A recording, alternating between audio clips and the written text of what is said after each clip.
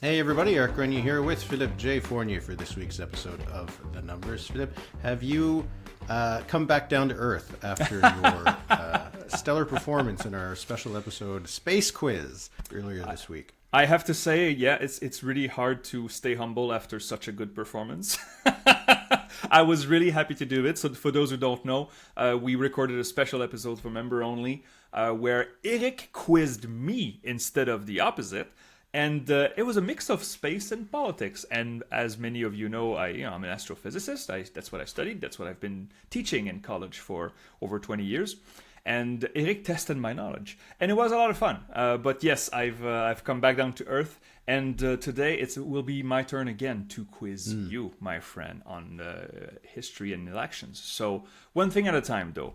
Eric, how are you in this fine morning? I'm doing just fine. I'm doing just fine, and we finally have another thing to add to the calendar. We've been wondering for the last little while when these by-elections were going to get called. And over the weekend, finally, the Liberals did call some by-elections. Only three. They could have called four. They only called three. So on August 31st, there will be by-elections held in Chicoutimi, Fjord, Beaches, East York, and North Vancouver, Capilano. There will not be a by-election in Saint-Hyacinthe-Bagot, Acton, which is also vacant, but will remain vacant. What do you make of the timing and that decision that there's only three and not four by-elections? Okay, so on door number one, you have the cynical view, saying that perhaps the Liberals want to make sure that they have their majority still when the House resumes in September. And we assume that North Vancouver, Capilano, and Beaches East York should be, considering the margins, they should be pretty safe for the Liberals. And then Chicoutimi Fjord could be a cherry on top. Not having Saint-Hyacinthe-Bagot Acton in there, which leans, I think, heavily towards the Bloc. On the cynical door, it's just, the Bloc will probably win this, and then you give two seats where the Bloc can share resources. You don't want that. But on the other door is that the Liberals, they got surprised by this. They didn't think this guy was going to go run for the PQ and resign. He vacated the seat like 5 days, into July or something. And perhaps they want to have the perfect local candidate, and they don't have it yet.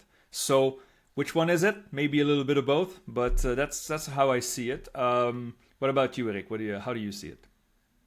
I think that if they wanted to call it, they could have found a candidate. Because even in Chicoutimi Fjord, there was rumors of other candidates before they announced Danielle Gobay as their candidate. So that suggests to me that maybe they only kind of landed on one in the last few weeks, which means they could have landed on one in Saint-Hyacinthe in the last few weeks if they wanted to. It is a bit cute. It is a bit clever, as you said. It gives them the ability to concentrate resources in Chicoutimi Fjord in a way that the Bloc won't be able to, because they'll only run one candidate, so they'll only get a spending limit. The National Party or the Central Party will only get a spending limit for one by-election and not three. And as you said, in a world where those by-elections went disastrously, if the Liberals lost all four, they would actually lose their majority. Yes, they would. But instead, this way, they're kind of making sure everything's okay. And it does kind of put Yves-François Blanchet in a weird position, because he's been complaining that the by-elections are taking place on August 31st, which is when school is returning. It's when the Quebec election will have started. It's just at the end of summer. How disingenuous or undemocratic it is to call this by-election. But if that's what he believes, he can't also then say, oh, and also you shouldn't have left vacant Saint-Hyacinthe. You should have allowed us to have a by-election there. So, I don't think it's a huge deal. I know in Quebec, I've heard some complaints that, it's in the first 3 days of the Quebec election. Yeah. No one's going to care about the Quebec election over the first 3 days. No. I remember lots of elections that were called in the mid or late summer. No one pays attention until you get to the last couple of weeks. So I don't think that's a big deal. But it's certainly playing the numbers a little bit, making sure that they have their majority intact going into the fall. I would say this, however, to the Bloc Québécois. Their finances are doing okay. I don't have them in front of me, but I remember very well the financing reports that we have quarterly. The Bloc Québécois is doing okay. And are you playing to win, or are you playing to be right? If you're playing to win, they could put a paper candidate in North Vancouver, Capilano, and in Beaches, East York, and not campaign at all over there, and then suddenly, boom, you triple your financing limit that you can all pour in Chicoutimi Fjord. Like, don't tell me that don't whine when the your opponents just follow the current rules. They didn't change the rules. These are the rules. And you can also play by them if you want, but the Bloc Québécois on principle they don't want to do that. I respect on principle, but who cares, man? Just put a guy. It would be interesting to see how many votes this Bloc Québécois guy would get in North Vancouver, Capilano. There's probably a few Quebecers that live there and go like, I'm going to vote for the Bloc Québécois. Just put a paper candidate and you can triple the amount of money you can pour in Chicoutimi. Just stop whining and play by the rules. That's what I say. The reason to do this is because if this is the calculation, is that if the Liberals have the ability to spend their national kind of budget and focus it on one riding, they probably don't need to put much effort into Beaches, East York, or North Vancouver, Capilano. The local spending limit that the candidate will have in those two ridings is probably enough. So they can put the extra bit in Chicoutimi Fjord because this is going to be the one to watch. There was the results in the last election, 34 for the Conservatives, 31 for the Bloc, 31 for the Liberals. So it was a three-way race last time. Yep. And we've seen that there was a poll that was leaked by the Bloc, that was commissioned by the Bloc, kind of showing that things hadn't changed all that much. But if it had changed, the Conservatives were down in third place. They had 30 for the Bloc, 28 for the Liberals, 26 for the Conservatives. Small sample, but kind of aligning with our own projections, both you and I. That's right. So, yeah, I mean, if you had to handicap this by-election, who is the favorite? Well, I'll tell you who's not the favorite. The Conservatives are not the favorite. They could win. It's possible. Yeah. They're a local candidate. I have to say, I know he's a lawyer. I don't know him. Maybe he's known locally. But losing Richard Martel has to hurt because he was part of the reason why the Conservatives could win in that area.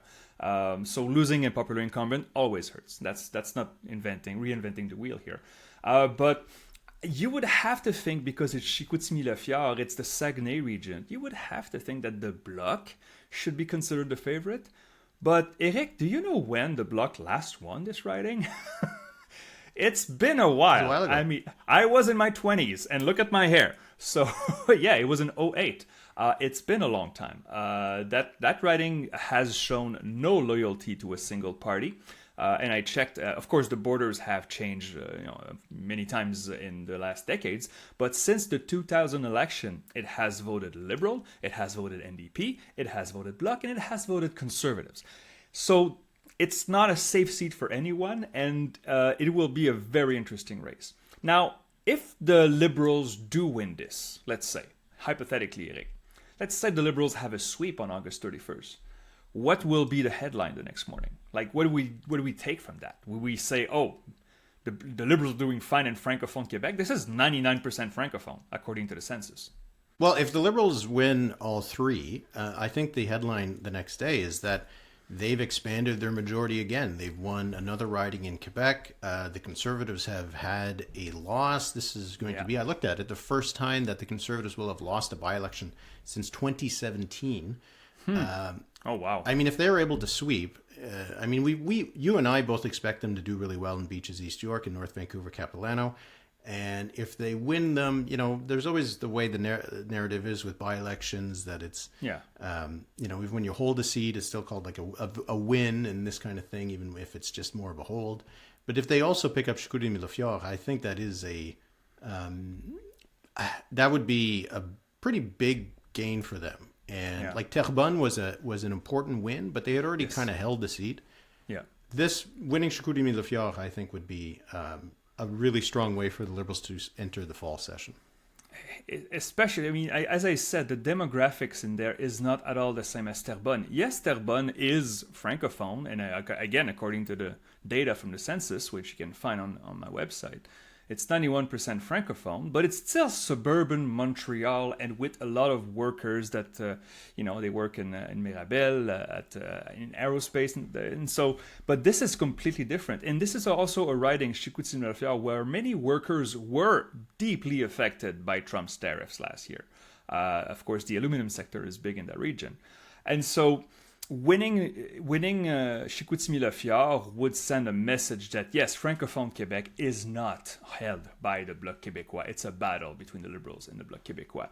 But the thing is, I'm still not comfortable saying they're their favorite. Again, maybe it's the perception of course, the Saguenay and should be Bloc Québécois. And provincially, we had a by-election in Chicoutimi provincially, and I know the borders are not exactly the same. The Parti Québécois won this, and so I figured, I thought to myself, oh, okay, so the Bloc Québécois should be favorite, but that doesn't work because Terrebonne provincially also had a by-election last year, and the Parti Québécois won it. So there are, PQ Carney voters out there, as strange as it may seem.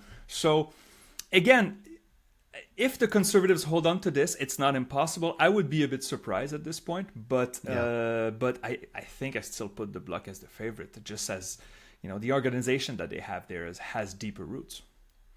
Yeah, I don't know. I mean, if the Bloc wins it, it's based on their own poll, they don't win it by a lot. So no, they don't. It's.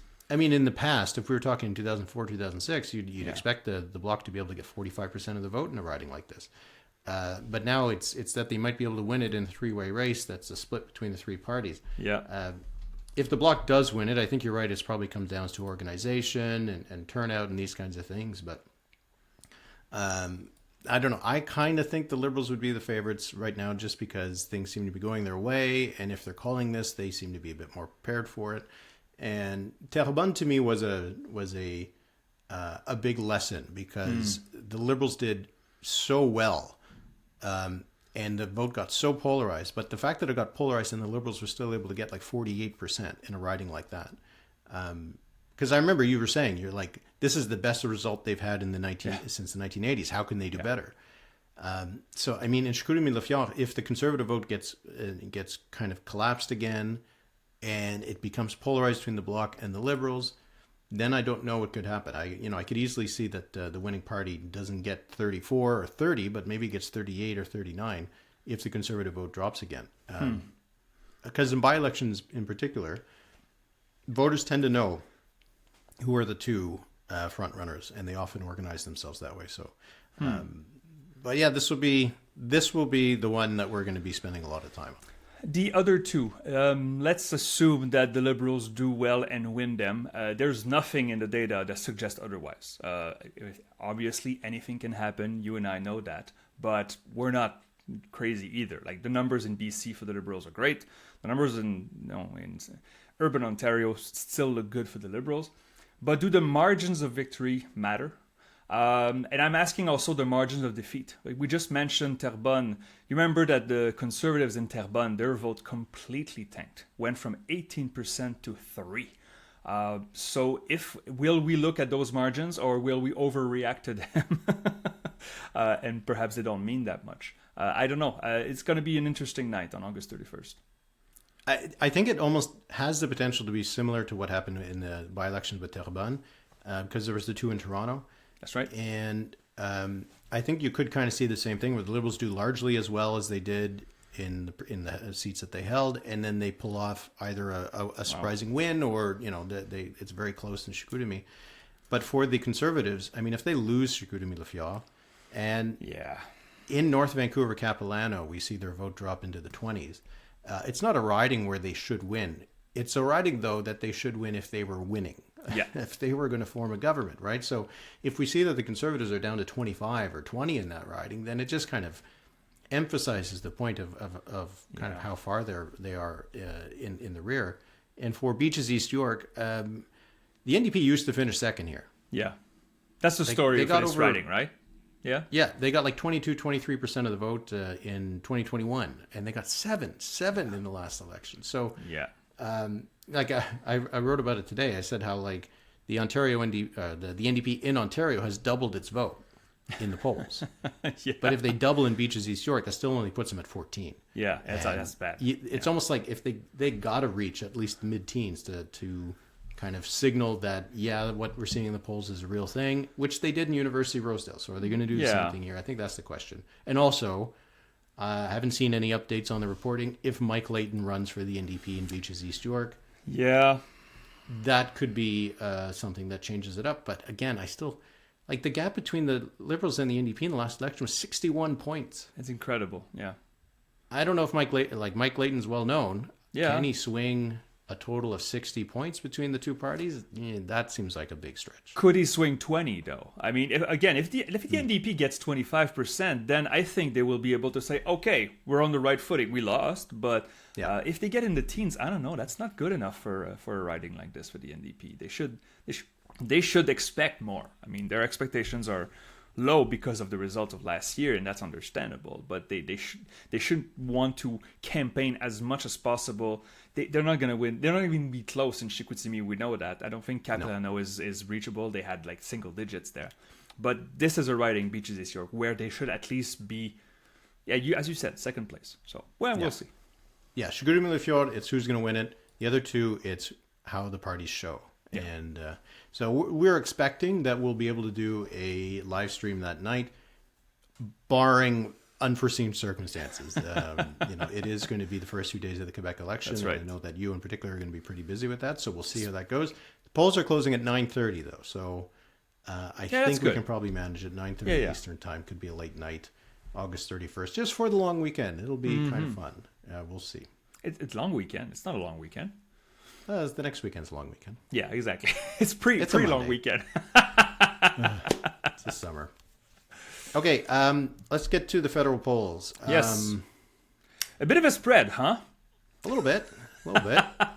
Here, wait, let me go. I'll go through the numbers. Yes, so Nanos Nanos actually was kind of interesting because they had 15-point lead for the Liberals, 45% for the Liberals, 30 for the Conservatives. And as we mentioned a couple of weeks ago, this was another poll where they're actually below 30. Nanos, of course, puts it to the first decimal point. They're at 29.5, I think. Yes, that's right. 13 for the NDP. And then the preferred prime minister numbers were just that was out the charts. Yeah. For Pierre Poilievre. 18%, the lowest he's ever been.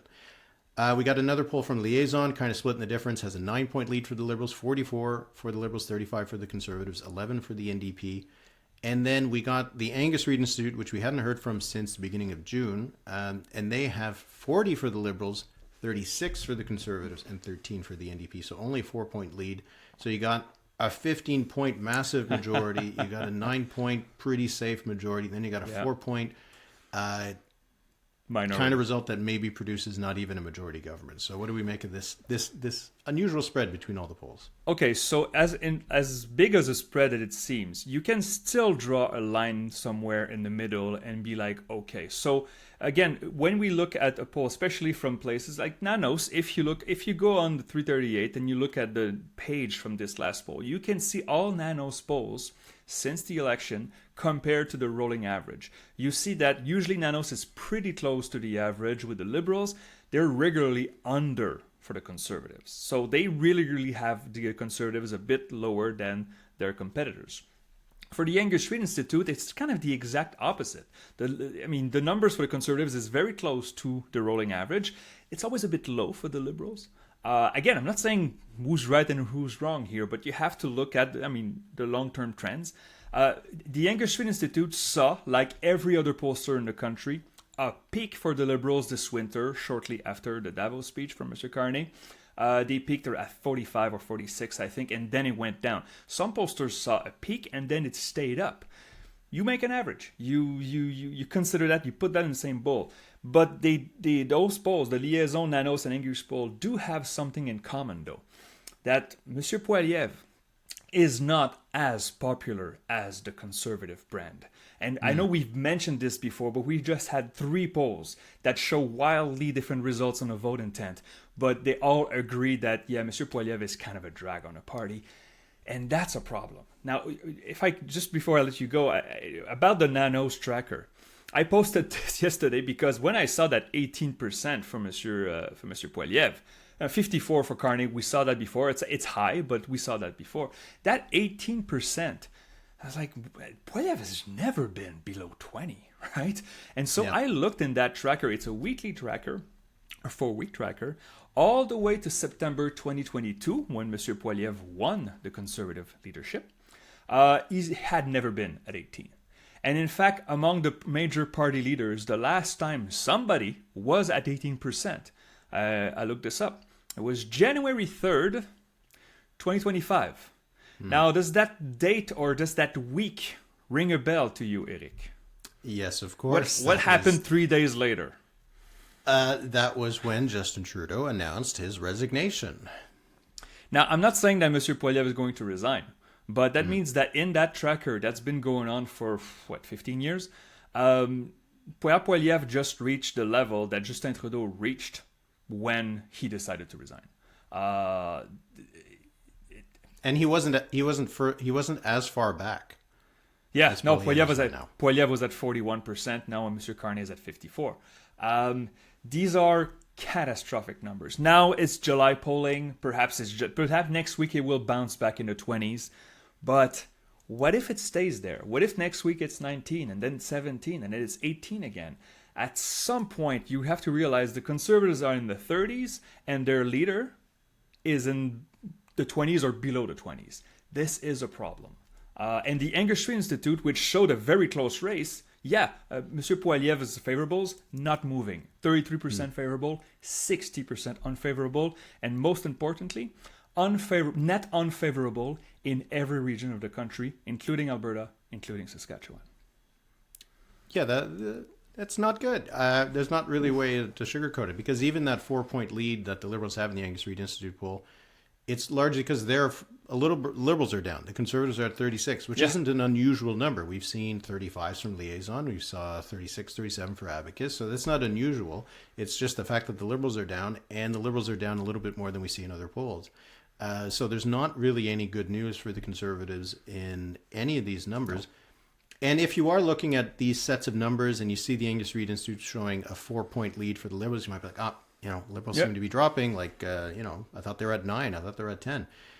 You have to look at the trend line. Like the Angus Reid Institute in June had a 5-point lead at a time when most other polls were showing a bigger lead. So again, it doesn't mean that one is correct and one is not. It could be that the Angus Reid Institute has been closer the entire time. It's possible. But we're not seeing a new trend. Like the fact that this is a poll that came out that had a 4-point lead doesn't mean that the Liberals are now shrinking in their support because Angus Reid Institute found a similar lead just a little less than 2 months ago.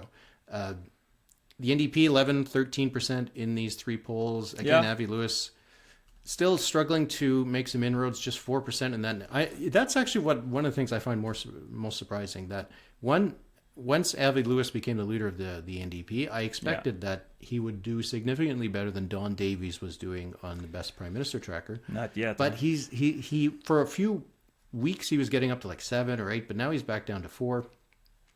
Liaison still shows roughly even positive and negative results, with a lot of people who don't know who he is. And Angus Reid Institute actually has quite poor results, has just 17% favorable to 38% unfavorable, which is unusual to see an NDP leader be have higher unfavorables than favorables. I mean, that's true. Yes, you got to look at the Liaison poll is not as bad, but Abacus has kind of shown some of the same kind of problems for Avi Lewis. So the NDP might be a bit stuck. The NDP is stuck. There's no. I mean, they can get unstuck. It's just that right now they are just not part of the conversation, and that's a really bad place to be. You don't have many MPs. You're not competitive anywhere. Your polls are not that good, and your leader, although he's doing his best. I see him all the time on social media. He's trying to have more exposure, but it's a really hard situation right now. And Trump now has new tariffs, and that whole nonsense is starting again. The NDP has no way to wiggle into that conversation just now. So yeah, we follow these numbers closely. We'll see, but Jagmeet Singh, even though he was never close to getting to power, never close to being competitive for power, in the same tracker used to be at 15, 16, 17% all the time. And now you have Avi Lewis at 4. So yeah, lots of work ahead for the dippers in this one. Yeah. Is there anything else you want to talk about for federal numbers, or do you want to move on? I just before we move on to we have a provincial poll here to talk about. We had a Léger poll released this morning. There's no voting intentions in there, but they ask about questions about the Trump tariffs and how much you have confidence in the Canadian government to deal with the Canada-US relations, and of course it's a hot topic. I know it's July polling, but it's still a hot topic. And Léger has, so the question is, how much confidence do you have in Mark Carney and his government to get the best deal possible for Canada in the US-Canada trade relation? High confidence, 53%, low confidence, 38%. So a good result, not a great result, plus 15 in there. It's just that it's interesting that the first question of that poll was, how closely are you following the saga between Canada and the US and trade relationships?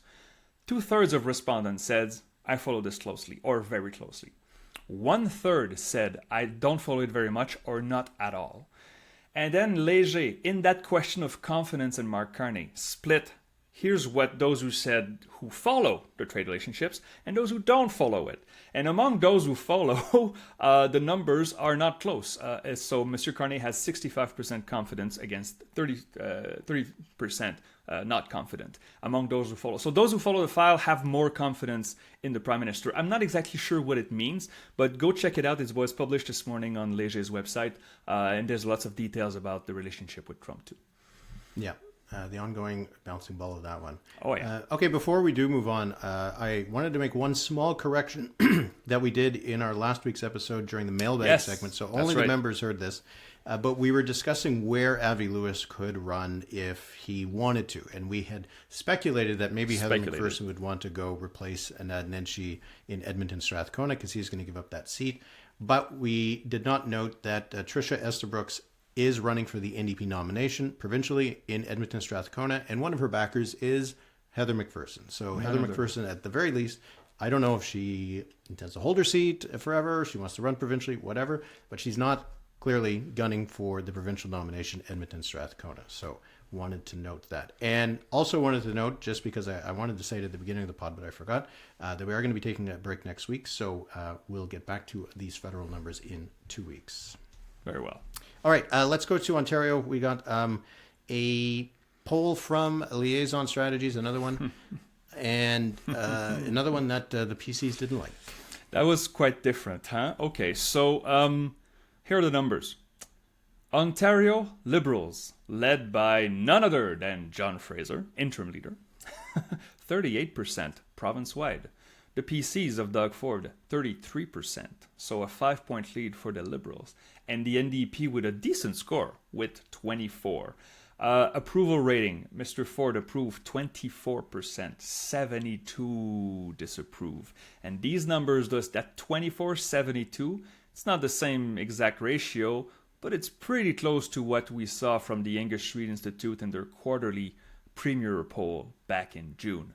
So it seems that, the PCs are still competitive. And I know we had Nick Kouvalis, the PC posters, the very good PC poster, basically said this was bullcrap. But it's okay. It's all part of the game. Not in that language, but yes. Not in that language, but I'm cleaning it up a bit. But now we're starting to see polls that show a much closer race in Ontario, and we had not seen that in many, many years, at least not on a consistent basis. Eric, do you have a take on this? What do you see? I mean, the shine on Ford is definitely a bit scratched now, which it had not been in a long time, right? Yeah. But the thing with Ford is that he's gone through moments of unpopularity and then managed to secure re-election. So he's been a bit back and forth. My two thoughts on this is, once you start seeing leader with 70% plus disapproval, that starts to get really hard to come back from. Yep. That sounds like Greg Selinger, François Legault, Gordon Campbell, lots of leaders who could not survive. So that starts to become a big problem. But again, I'm not sure what to think about this. Are we going to get, and I did this the last time we did this, I think a few hours later it happened. Are we going to get an Abacus poll that still shows plus 12? The Conservatives leading comfortably, the PC. So I still don't know what to make of Ontario polling. We often kind of deride Ontario provincial politics in terms of people's interest in it and turnout in elections and this kind of thing. It is the summer, which is going to have an impact probably as well on people's kind of interest in polls and provincial politics in general. But again, I don't know what's going on really in Ontario. I will buy 100% that Ford is in a lot worse position than he was a year ago. would the Liberals actually win with 38% of the vote in an election as held today? I still don't think so. I would need to see a lot more consistent data from an array of pollsters that are all pointing in the same direction. They're pointing in the same direction that Ford's personal numbers have gone down. But again, I still don't really know what to make of 38% for the Ontario Liberals when no one knows who their leader is, and no one really knows what their policies are. All of these things. So I still have some questions about it. Yeah, and cross-pollination from federal and Liberals. Let's not forget that. Yeah, absolutely. Yeah. All right. So we'll see. Hopefully, we'll get some more numbers. I mean, there's not a lot of urgency for it, but. Nope. I imagine that the longer we get these kinds of numbers, the chatter about who might replace Doug Ford could start to get loud again, and that is not helpful for the PC government in Ontario. But we'll see.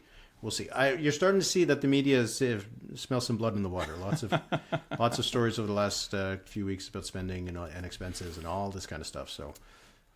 That can start to be a vicious cycle. So we'll at some point also, we will have to revisit our leader resignation draft, by the way. My long shot, my last pick was Doug Ford. Okay, we'll see. All right. You said you had a quiz as So I just want to reiterate the fun we had on the episode earlier this week, and it was just for members. So if you want to listen to it, it's thenumberspod.ca. I tried to combine astronomy, which is Philippe's passion and has been his career for a long time, with politics. And there was a bit of shoehorning some political stuff into some of those astronomy questions, but it was a lot of fun. Yeah. And so I invite everybody to go check it out at thenumberspod.ca. But now it's time for the payback, or maybe just I don't think you need to get payback. You did so well. I didn't try to undermine you. There was no payback in there. It was pretty fine. So okay, Eric, this is a new format, and I think I invite, of course, listeners and viewers to play along. So the game is simple. Name that election, and so I have 5 fun facts that happened during that election, mostly election results. I will give you 1 clue. If you get it, it's 5 points. I will give you a second clue if you don't get it for 4 points, etc. until 0. But the thing is, you only have 3 strikes per election. All right, so you can't guess at every clue. When you get your first strike, you get 0. So there are 3 elections there. So the maximum is 15 points. There's no way you're getting 15. Now, of course, I said I think you're going to get 15. So I will put gold. I think since it's a new format, I think if I have 3, 3, and 4, that's 10. I think gold will be 10 out of 15. Silver will be 9, and bronze will be 8. And below 8, as you know, it's shame. So, clear enough for you? Can we start? Yes. My one question, my 3 strikes, is it per election or for the entire game? No, it's per election. Per election. Okay. Yeah, no, that would be really hard. Okay, so that means that if I give you a clue and you don't want to guess, you want to save your strike because you don't know, you just pass and I'll go to the next clue. So, okay. Eric, let's go. Once I get down to the 3 last clues, I could start making That's some right. guesses. But yeah, okay. So, Eric, name that election. The first one, for 5 points, Eric. This election followed a redistribution and was the first general election where Alberta had more seats than Saskatchewan. Prior to this election, Saskatchewan had always had as many or more seats than Alberta. That's good for context, but I would just be picking out of a hat, so I will not risk a guess on that one. You're not guessing? Okay. All right. It's interesting, right? That's an interesting fact. Okay. Yeah. For 4 points, Eric.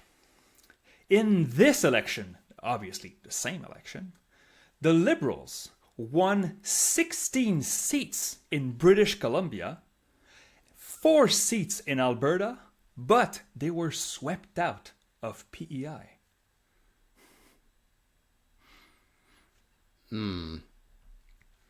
So, like, with the distribution, it sounds like the number of seats, we're probably talking in the 50s or 60s. Swept out of PEI. But 16 in BC. I'm going to still I'm not going to venture a guess, so I'm going to have Okay. three straight guesses to close out the round. Okay. Eric, for 3 points. Charlevoix, Saint-Hyacinthe, Joliette, and Sainte-Marie, which is in Montreal, those were the only 4 seats that the PCs won in Quebec in this election. I'm going to guess it was 1963. And that's your first strike, my friend. Okay, Eric, for 2 points. In this election, the NDP won the most seats in Saskatchewan, and the Ralliement Créditiste, running separately from the Social Credit, won 14 seats in Quebec. All right, so I'm in the right area. Because the NDP obviously would have started at that point. 1965. And that's your second strike. Oh my goodness. Wow. Okay. For 1 point for the single, Eric, this was the first Canadian federal election to hold a televised leaders debate. Oh, okay. So this is 1968. 1968, the first election of Pierre Elliott Trudeau is The 4 seats in correct Alberta. I answer. should have thought about that. So you get a single there. Okay. Ooh. That was okay. That's maybe it's too hard. Okay. I don't know. I'll You'll pull back. I'm good. I'm good. Okay. All right. New election. Eric, name that election for 5 points. This election also followed a redistribution.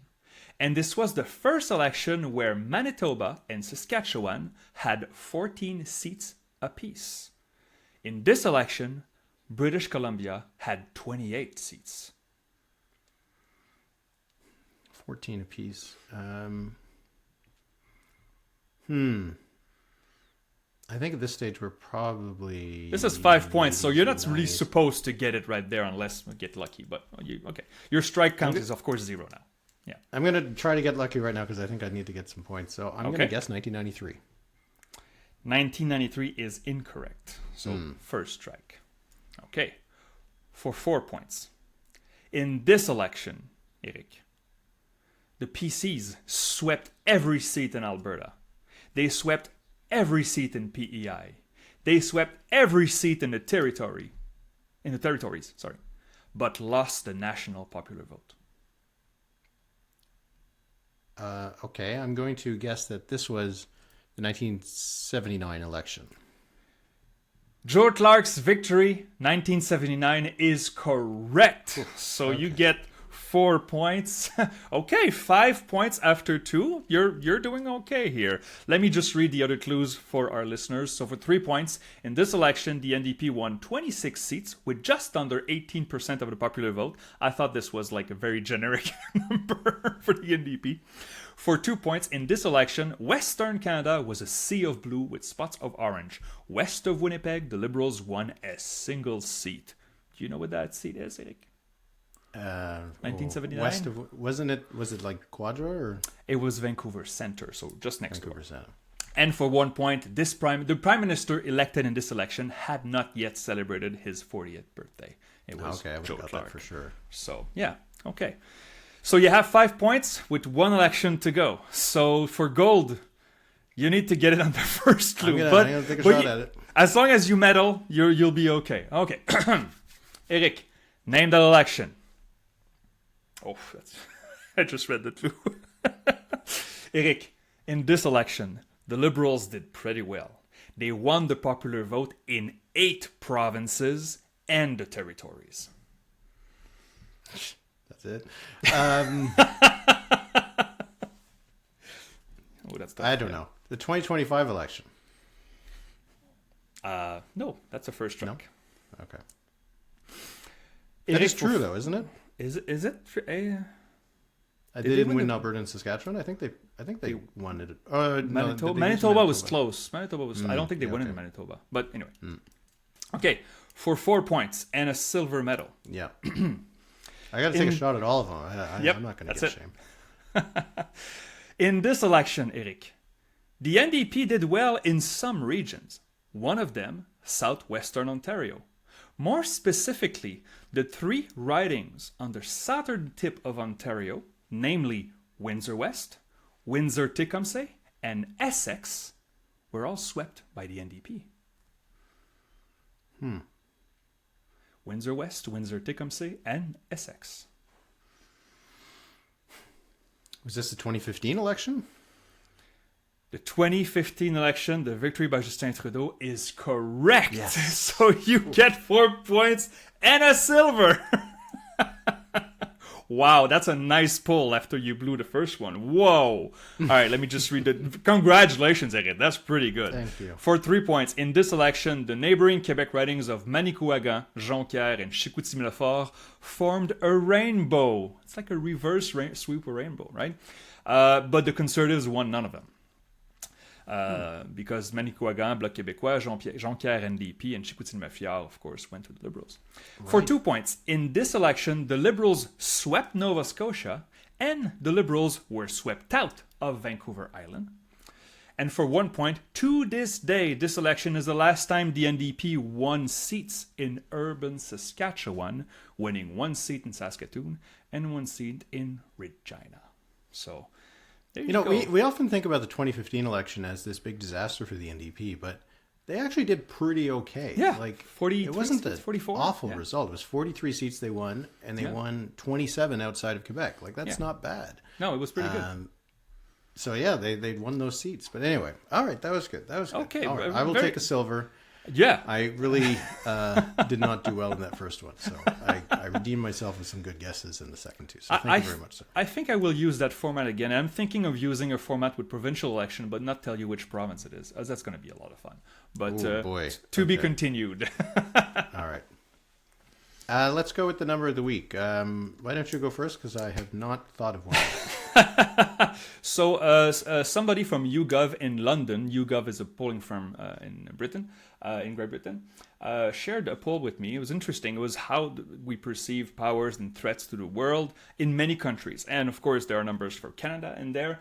And when we ask Canadians which country is the biggest threat in the world, right now, 37% said the US, 15% said Russia. 11% said Israel, 11% said Iran, and only 6% said China. And so, depending on where you are, for example, in Poland, the same poll in Poland, the biggest threat in the world was Russia, because of course proximity matters. But this, if you had shown me these results, let's say 12 years ago, I would not have believed it. And times have changed. So go check it out on YouGov. The poll is called International Survey: How People in 7 Countries See the US, Power, Threats, and Alliances. It's very interesting. All right, I'm going to do a bit of a weird number, more because it's a bit of a surprise one, because I was looking at the age breakdowns for support for the Liberals in the latest Angus Reid Institute and Liaison polls. So my number will be 37. 37% is the amount of support the Liberals have in the 18 to 34-year-old group in both of these polls, which gives them actually a lead of 11 points in the Angus Reid poll and 9 points in the Liaison poll over the Conservatives. So it's a bit of a surprise. We talk often about the Liberals being a bit of a boomer vote. The Liaison poll does have a 21-point lead for the Liberals among those over the age of 65. But Angus Reid Institute only has a 3-point gap over the age of 55, and I think that is probably the big reason why we see this big difference a little bit in the size of the lead. So anyway, just an interesting kind of and a bit of a surprising result that the Liberals would be doing so well among younger voters. So maybe Mark Carney has the Riz. Do they still say that? I don't know. It seems like it might be dated already. Yo, all right. Yeah. very, very well. Hey, man. Okay. Hey. So that'll be it for this week's episode of The Numbers. As I mentioned, we are going to take a break next week. Just a little bit of a summer break. We'll maybe have to do that again a little bit later in August. But we promise we will be back with all the latest numbers in 2 weeks. If you want to watch that astronomy politics quiz where Philippe did, I think, better than I just did, go to thenumberspod.ca. We've got a lot of positive comments for it. And it makes me think that we might have to do some more fun quizzes in the future. So, Philippe, I'm going to miss you. We'll talk in 2 weeks. And I hope you have a good little break. And we'll see you around the turn. Absolutely. Merci beaucoup, Eric. You too. Have a great break. Merci beaucoup. Thank you, everyone. Have a great weekend.